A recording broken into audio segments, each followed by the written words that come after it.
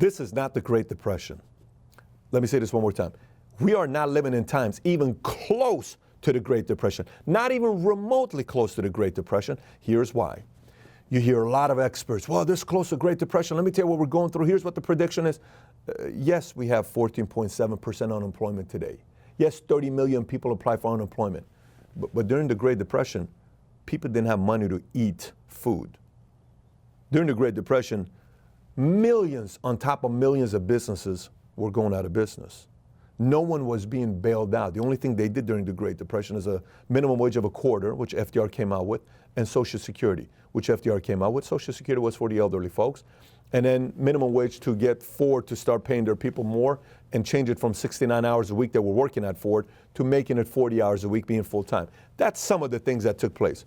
Not a $3 trillion bailout, not a $1,200 check being sent to everybody, not a unemployment check just being approved left and right being sent to everybody, not all these checks that are being sent to small business owners or these major companies that are being bailed out. That's not happening. Now Pelosi's talking about the second round of stimulus that's coming out.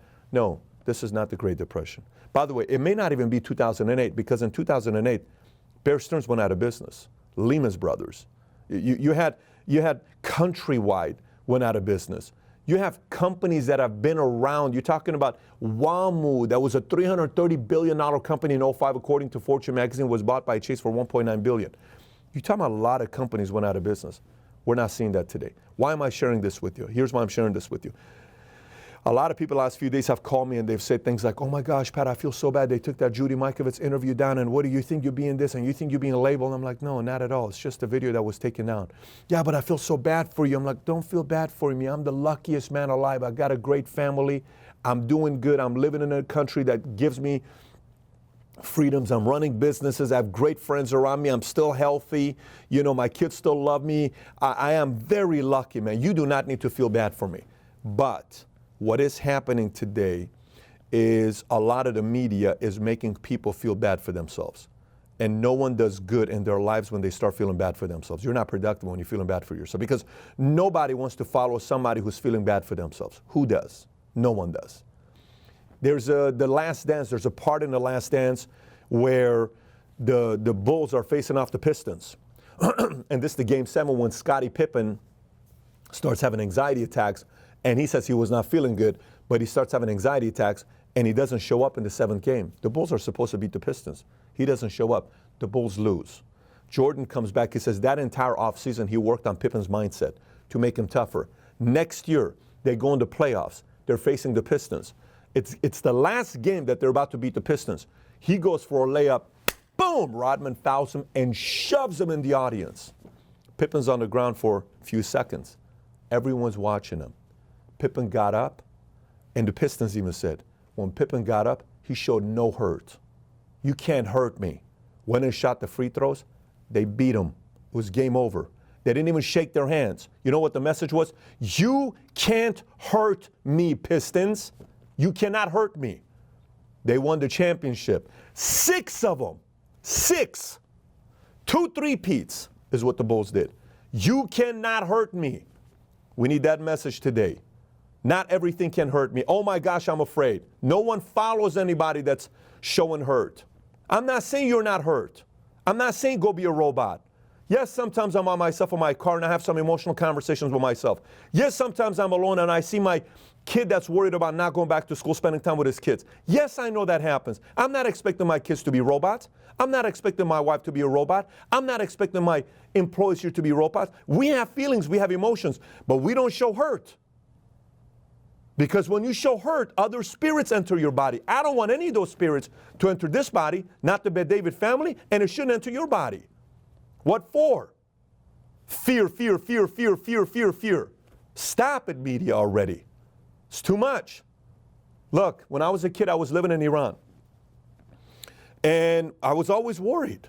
Always worried. What's going to happen to our lives? I love my sister. I love my mom. What if something happens to us? I don't want to live my life without the people I love the most. You think about those things. And the system I had to help me overcome this was very simple. All my relatives who were going to Austria, they got their visas, their green card, they go to Austria or France or Germany to eventually come to America. All of them. They would have these parties and we'd go to them. And I would sit there and say, oh my gosh, I know we don't have our green card or visa yet, and I can't wait to one day go to America. I can't wait to one day I can't wait for us to have that kind of freedom. I can't wait for it. I am so looking forward to it. In my mind, I was living in the future. You know the saying that they say, if you live in the past, you will be depressed. If you live in the future, you'll have panic attacks. If you live in the present, you'll be calm. Today is not a bad time to live in the future a little bit. What do I mean by this? I'm looking forward to Christmas, even though it's 7 months from now. I'm looking forward to Christmas.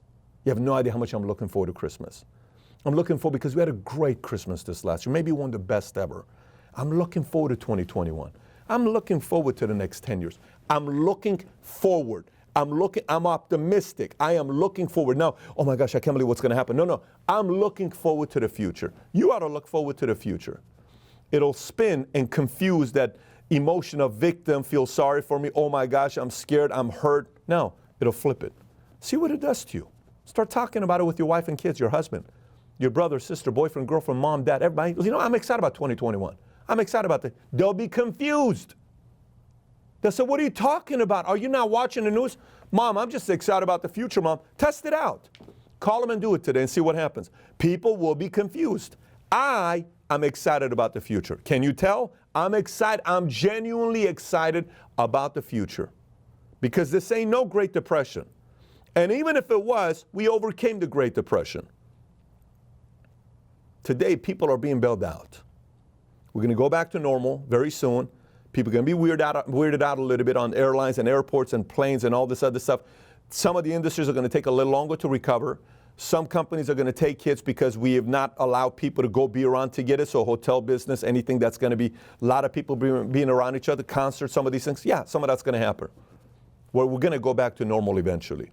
Don't let these people confuse you that it's just constant end of the world type of stuff. That gets viewership, but that's not leadership. I'm more concerned about leadership than viewership. This video is not going to do that good, but I'm telling you what I believe that we need to hear. It would do much better if I gave you some bunch of things to be afraid about. 10 times more views. Not solving for views. I'm solving for leadership. So, my challenge to you is very simple. Chin up, impose confidence, don't show hurt, put things in perspective, and lead the people in your life. And eventually, everything will work itself out.